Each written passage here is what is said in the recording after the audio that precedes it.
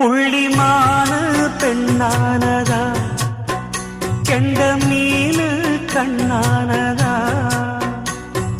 பூ முடிச்சு பொட்டு வச்சு புன்னகையில் தேன் தெளிச்சு பக்கம் ஒரு சொர்க்கம் வருதா.